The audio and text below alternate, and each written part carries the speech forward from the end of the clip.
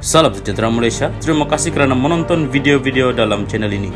Sebelum kita mula, jangan lupa untuk tekan tombol subscribe, share, like dan komen.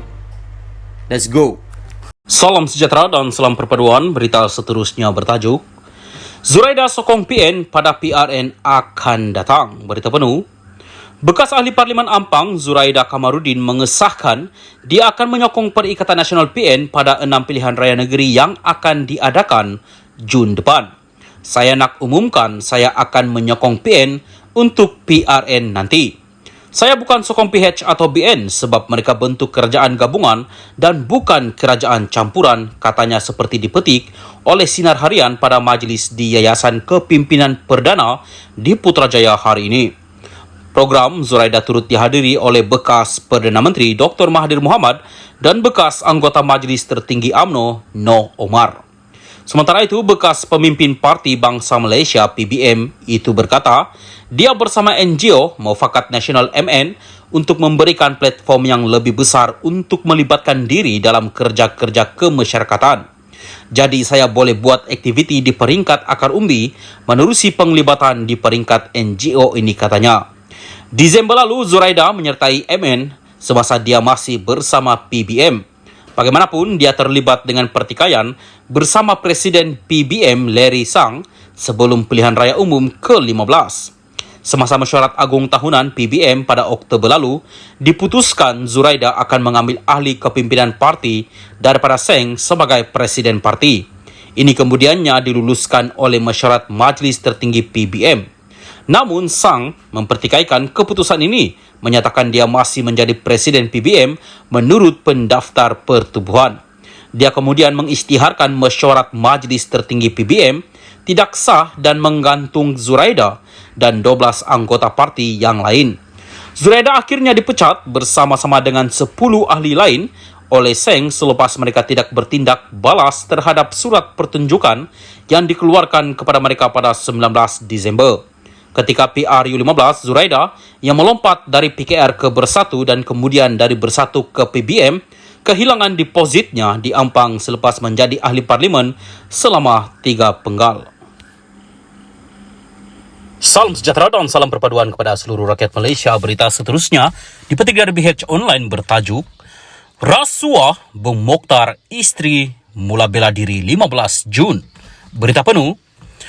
Ahli Parlimen Kinabatangan Datuk Seri Bung Mokhtar Radin dan isterinya Datin Sri Zizi Izzati Abdul Samad akan membela diri bagi menjawab 3 pertuduhan rasuah dihadapi mereka di Mahkamah Session di sini pada 15 Jun ini. Hakim Rozina Ayub menetapkan tarikh itu pada sebutan kes hari ini yang dihadiri timbalan pendakwa raya Nur Syafina Muhammad Radzwan, Peguam M. Ati Mulan mewakili Bung Mokhtar dan Peguam T. Sikon mewakili Zizi Izzati. Mahkamah perlu menetapkan tarikh perbicaraan memandangkan kes ini telah lama. Oleh itu, Mahkamah menetapkan perbicaraan bermula Jun pada 15, 16, 26 dan 27, manakala Julai pada 10 hingga 14, 20, 21, 24 dan 25, kata Rozina yang turut menetapkan 27 Mac untuk sebutan. Terdahulu, Ati Mulan berkata, setakat ini seramai 6 saksi pembelaan termasuk Bung Mokhtar dan isterinya akan memberi keterangan pada perbicaraan yang ditetapkan selama 13 hari itu. Pihak kami masih dalam pertimbangan sama ada akan menyediakan pernyataan saksi atau tidak, katanya. Ditanya Rozina mengenai status rayuan pasangan itu di Mahkamah Rayuan, T berkata, pengurusan kes terhadap rayuan itu ditetapkan pada 22 Mac ini, sementara menunggu rekod rayuan yang masih belum siap. Pasangan itu memfailkan rayuan terhadap keputusan Mahkamah Tinggi di sini yang menolak permohonan mereka untuk menyemak keputusan Mahkamah Session yang memerintahkan kedua-duanya membela diri atas 3 pertuduhan tersebut. Pada 3 Januari lalu, Hakim Mahkamah Tinggi Datuk Azhar Abdul Hamid membenarkan permohonan Bung Mokhtar 63 dan Zizi 44 menggantung perbicaraan membela diri sementara menunggu rayuan mereka dilupuskan di Mahkamah Rayuan. Pada 2 September 2022, Mahkamah Session memerintahkan pasangan itu membela diri atas 3 pertuduhan rasuah selepas mendapati pihak pendakwaan berjaya membuktikan kes prima facie terhadap mereka.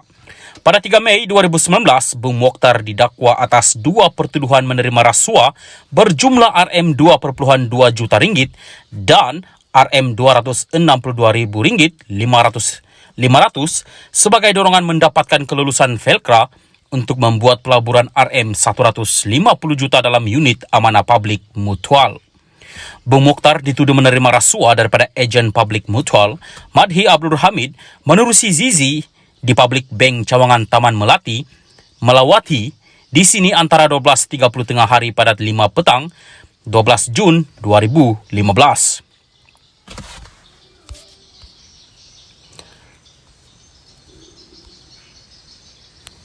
Beliau juga didakwa menerima suapan wang tunai Rm337.500 daripada perundingan unit amanah Nur Haili Ahmad Mokhtar di bawah nama Zizi atas sebab sama dan di tempat sama pada 19 Jun 2015 manakala Zizi berdepan 3 pertuduhan bersubahat dengan suaminya berhubung perkara itu di tempat, tarikh dan masa yang sama.